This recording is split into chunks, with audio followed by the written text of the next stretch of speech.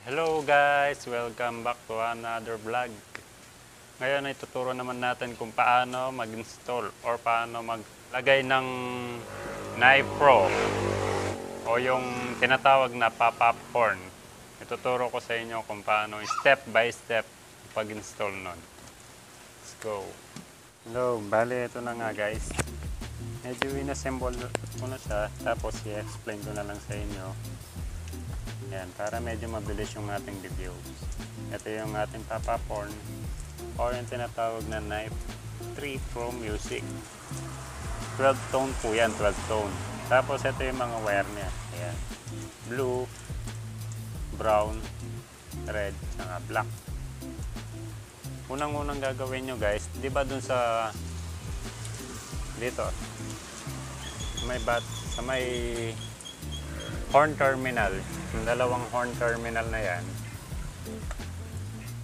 guys, kung pansin ninyo, yan, kasi yung dalawang terminal na yan ilalagay nyo po dito, yan, dito sa may relay,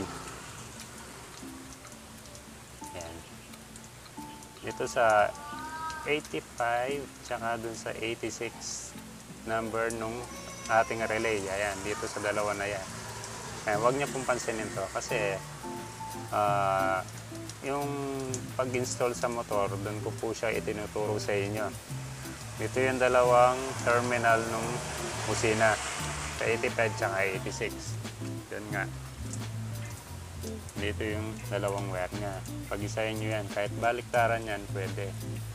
Tapos, ito naman guys, yung sa number 30 ng relay, ilagay nyo po dito sa may positive terminal ng battery.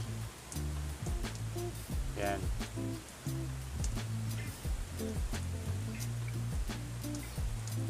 Pasensya na guys dahil wala tayong tagahawak ng ating videos. What? Cellphone lang po kasi yung ating gamit dito. Pagkatapos nyong ilagay yung battery, sa battery yung kulay red or number 30 ng ating relay, doon naman tayo sa 87 ng relay dito sa taas. Idadaan po ninyo yan dito sa kulay red nung ating pop-up horn. Dito, ayan yung kulay red.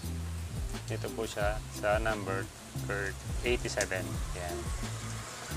Yan. Ngayon, dito naman tayo sa may kulay black nung Knife Pro 3 or yung tinatawag na pop-up horn. Ilagay po ninyo yung kulay black dito sa may negative terminal ng ating battery.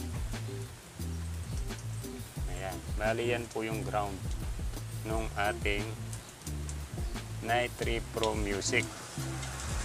Yan. Tapos may, kung papansin niyo, may dalawang wire pa dito, kulay blue tsaka kulay brown ng ating Knife Pro 3 Music. Itong kulay blue, kapag dalawa po yung inyong busina, tig-isa po sila. Isang kulay blue, isang brown. Yan, tig-isa po sila. Tapos, pag napag-isahan nyo, ito, yung sample, isa lang kasi yung busina na meron tayo dito. Ilagay nyo po dito sa bagong busina na ilalagay nyo. Yan, dito. Kulay brown.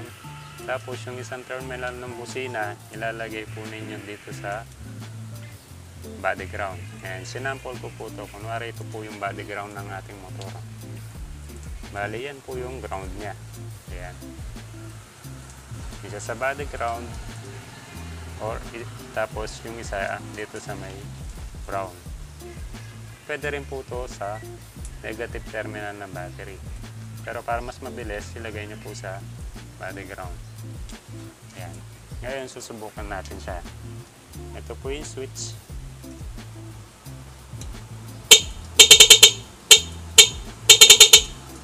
Tapos, lilipat nyo lang dito.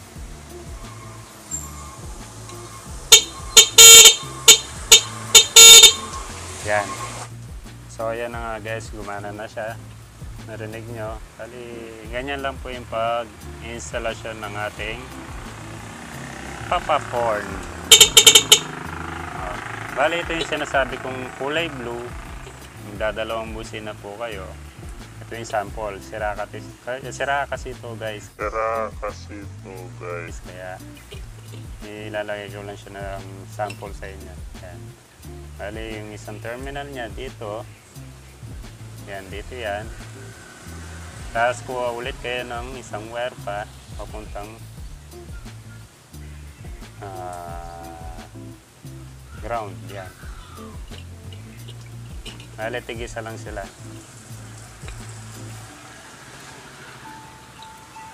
Dito siya. Papuntang ground dito. Papunta siya dito. Tapos yung kulay blue, punta naman siya dyan. Bali, dalawa na yung inyong busina. Gagana pong pareho yun. So, I hope na may natutunan kayo sa video na to. Kahit simpleng video lang ay may pakinabang rin naman sana sa inyo. Sana huwag niyong kalimutan mag-follow at mag-subscribe na rin. Maraming salamat sa inyo and God bless.